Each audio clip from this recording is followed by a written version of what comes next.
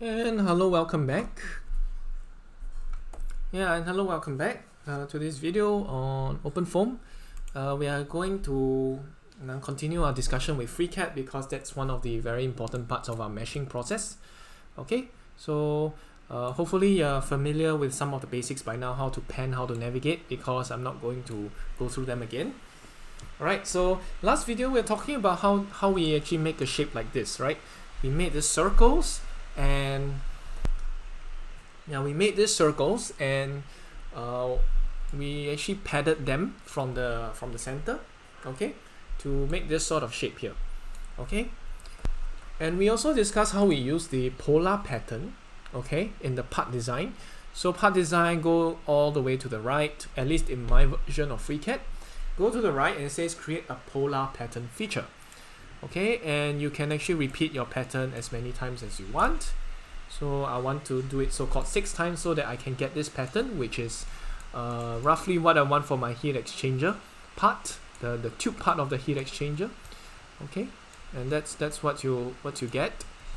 All right, but sometimes you actually run into this problem of this transform shape does not intersect support holes for body. All right, that's one of the problems you can run into. The other problem, of course, is that when you do your sketch, when you do your hemisphere, your hemisphere may not be perfectly aligned with one of the planes, or the XZ plane, or etc. It may not be perfectly aligned with any of these XZ plane, YZ plane, or XY planes. Yeah, it may not be perfectly aligned. So what do you do in those situations? For these situations, you need something called the datum plane.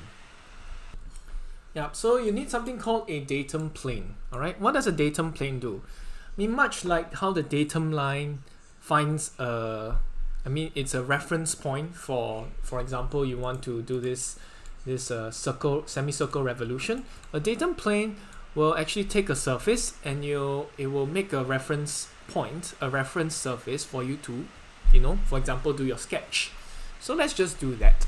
Let me show you how a datum plane works in case you run into that error, or for example, your semicircle is not, the base of your semicircle is not aligned with some, like the one of the YZ planes, XZ planes, or XY planes. All right, those planes, the Cartesian planes.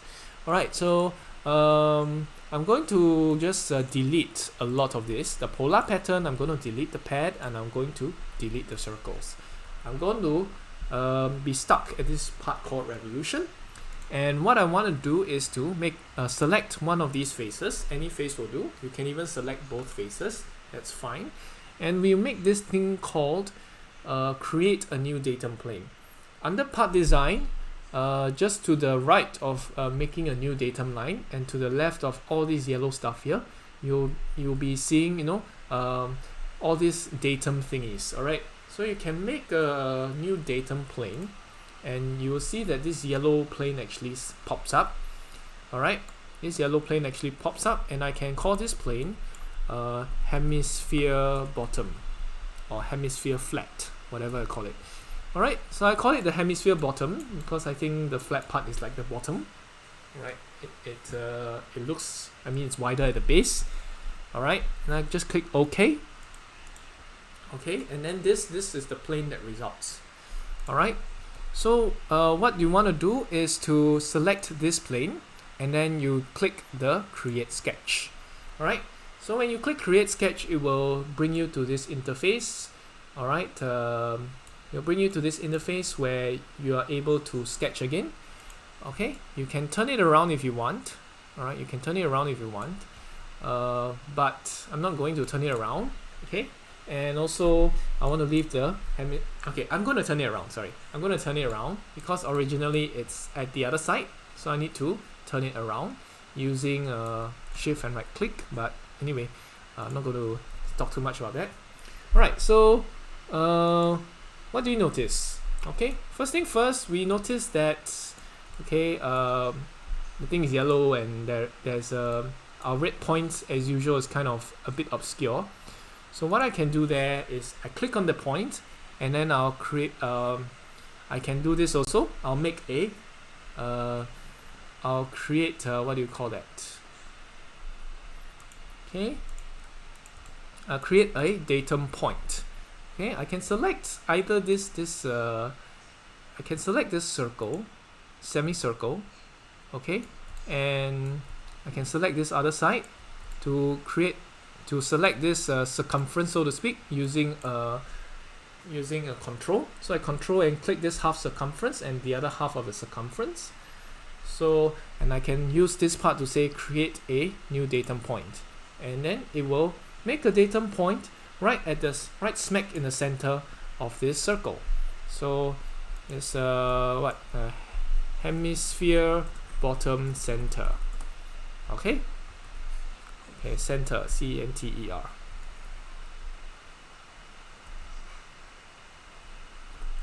Center.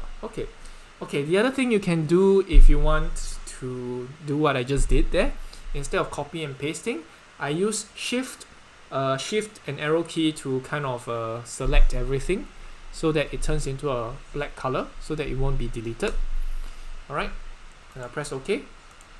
So if you are renaming, you press F2 and you press the shift button and left button. It will turn all of these letters black, which means when you press the space, when you press this backspace, it won't delete everything. Okay, so anyway, let's call this hemisphere bottom center. Okay, and let's again do this sketch. Let's edit our sketch, and then I'll turn it around using this navigation box on top. It's much easier, and now you can see the datum point is much more obvious, okay, aligned and all. Alright, so I can start by making again a circle in the center. A circle in the center. Okay, close. Okay, never mind. Easier way. Okay, one of the easy ways is, let me make this thing disappear. Oh, let me make this revolution disappear, and now you can see where the center is. It's a lot easier to see now. Okay. Okay. Anyway, you can see this sketch is here, and if you want, for example, to see where the circle is, I mean where is our circle, we can turn back on the revolution, and then we'll just turn back on the revolution. Yeah. Okay, and okay, looks like you can still draw through this thing. Okay, not too bad. Okay. No, it's a bit hard to see. Alright, let's do this. Remember this thing is actually 70 millimeters in diameter. Okay, if you just want to measure the distance, okay. Should we do it this way? Yeah. Okay, I'll just do it this way. Alright, I'll just measure the distance between both ends. Okay, I'll just put the ruler here, and I'll put the ruler at this point here. What is this point? Under part design, you'll see this ruler called measure distance, and you can select 2 points like I just did, and it will automatically measure the distance for you, so that when I go into my sketch view and I turn off this revolution, I click this revolution, I press spacebar, you'll be able to see where the diameter of the circle is. That's one way of doing it. And I can just draw a circle where the circle tool is. It will be just to the right of the arc tool. Draw 1 point in the center, 1 point here. Okay, and I'll just make this circle, what do you call that? Oopsie, wrong one. I'll make this circle have a radius of 35 millimeters. Okay, 35 mm. Alright, so making this will help us to know roughly where not to draw and where to draw. Alright, so after that, I want to make another circle. I'm going to make a circle in the center. And now I'll make this circle have a radius of 7 millimeter. Okay, so I'll go to constraints and I'll go to click the radius, will be 7 millimeter. Okay, and I can still shift this circle around, so I want it to be stuck to a point. Okay, I want to be stuck to a point. What point do I want it to be stuck to? I want it to be stuck to this center point. Okay, so I click this point and I click this point using the control, and then I'll use this thing called create a coincident constraint on the selected item. A coincident constraint means that these 2 points will be exactly at the same place. Alright, so I'll use that.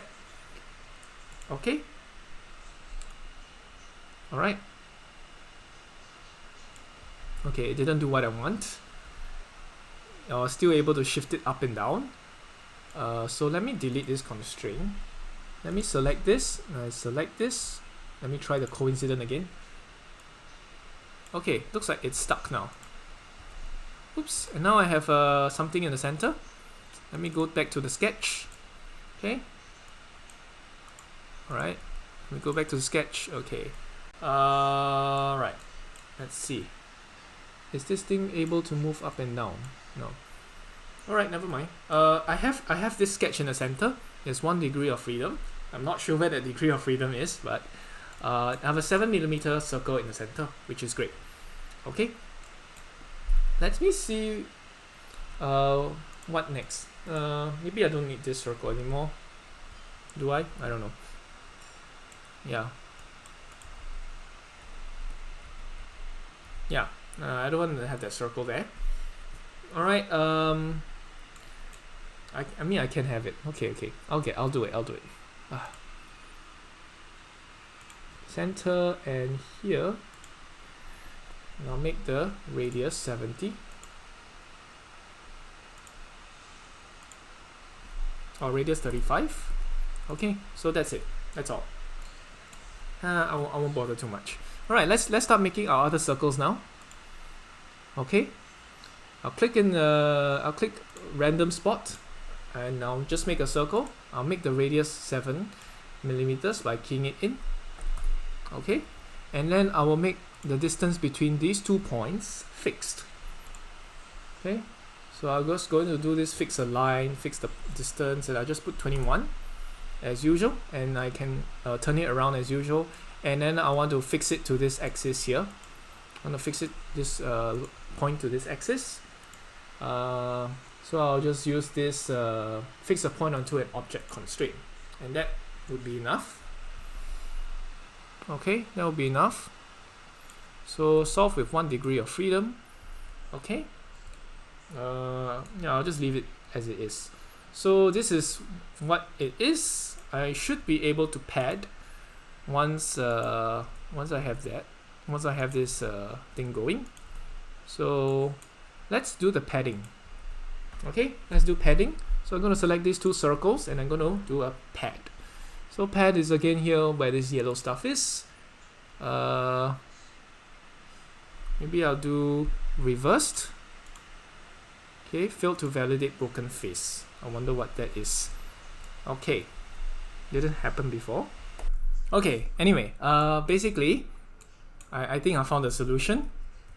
The solution was just to delete the bigger circle that I drew around. Alright, the bigger circle that I drew around, I just deleted it. Okay, I deleted it and that basically solved the problem. So let me repeat it for you. Okay, let me repeat it for you. Let's go to the sketcher view. Okay, wrong one here. Or sketch. This one, yes. Let's undo this revolution. Okay, this circle is here. This circle is here. Alright, and I can close it. And the thing now I want to do is to pad this thing. That means to extrude. So let's yeah. If you find this plain thing annoying, you can like make it disappear. So click on the hemisphere bottom, press spacebar, it will disappear. Alright, so you'll get rid of that in case it's very annoying, or some have I mean, if sensitive to flashing lights, you're sensitive to flashing lights, you can do that. Anyway, so when I try to click this and I try to click this using Control and click, and I'll try to pad the thing, okay, it will have an error. So I'll just click cancel, and I'll click the sketch again. What I need to do is just to delete the outer circle, and that will be fine. I think the reason is because the circles are intersecting with one another, and freeCAD kind of is confused. Okay, what is it supposed to do? So okay, now that the outer circle is deleted, all right, the outer circle is deleted,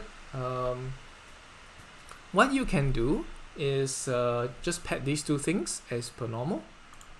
Okay, pad. Okay, and you'll notice that they don't really they don't really extrude out the way you want. Reason is because they are extruding into the hemisphere. They're actually going into the hemisphere.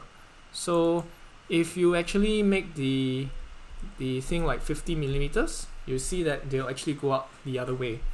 So if you have a problem like this, or you have if your pad is going the wrong way, or your revolution is going the wrong way.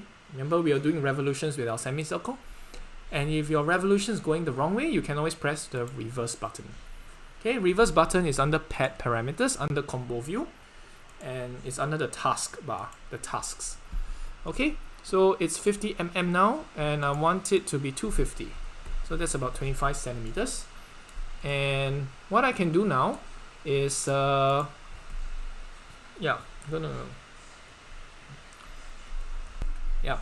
going to do my same polar pattern thing again.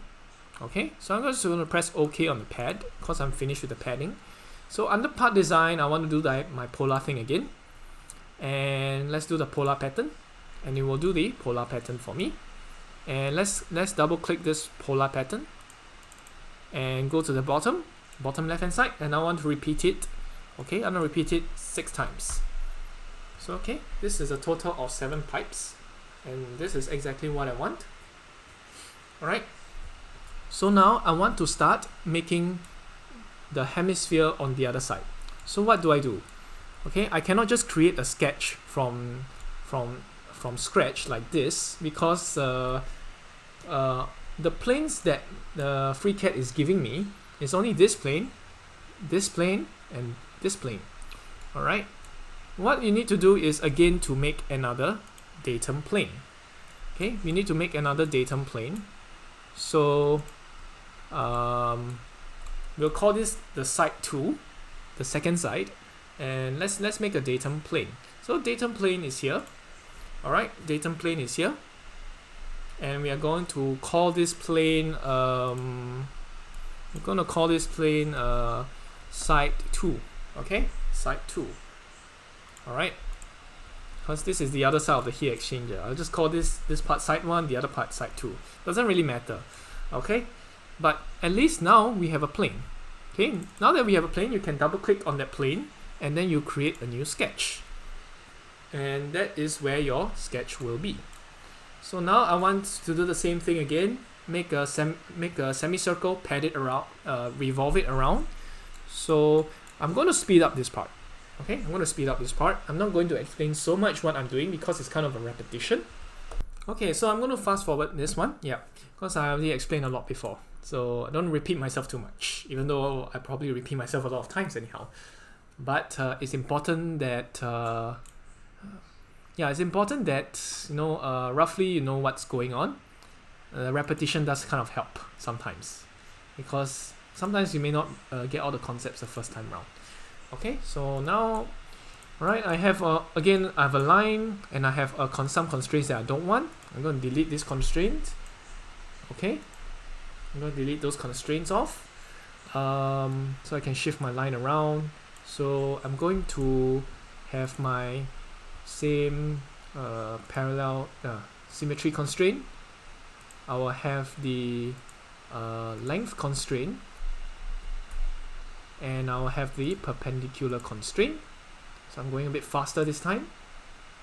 Okay, so now this line is fully constrained, and next thing I want to do is I'll have my arc. So I'm going to have my arc. I'm going to do this again. Oh, sorry, center first, center, 1 point and the other point. Okay, and what I'm going to do, once I'm done, already done, so I'm going to close, then I'm going to revolve. I'm going to do a revolution, and I'm going to, oops, I think I forgot to make a datum line. Okay, so let's make a datum line so that we know where to revolve this thing around. I'm going to make a datum line here. Semicircle ref line 2, semicircle ref line 2. Okay, then I will click OK. That's done. I'll have this. I want to revolve, and I'll use this semicircle line 2, and I'll revolve around 180. Okay, so again, it's revolved the wrong way because you see what it's doing here. I mean, unless you want this kind of shape, but that's not what I want. Okay, I don't want this shape. I want to revolve it the other side. So what I do, I'll double click on that, and I'll unclick the reverse part. So that will give me the shape that I want. Okay, so I want to make this datum plane disappear. What I do that, and I want to make this this part disappear, and this datum line disappear. So if you want this measurement to stay, you can. Otherwise, you can do that as well. Otherwise, you can make it disappear as well by clicking on it. Okay, then press spacebar. So if you want it to appear again, go to your tree view, select what you want to reappear, and you press spacebar. So that's basically how you make it work. Okay, so yeah, that's all I have for this video. Hopefully it's shown you how to work with datum planes, and why it shows you why they're important, especially when you want to make a nice neat shape like this. So we're not quite done with our heat exchanger, the pipe bit yet. There's still some other things we need to do, and that we will kind of deal with more in the next video. Thanks for watching. I'll see you guys again. Bye bye.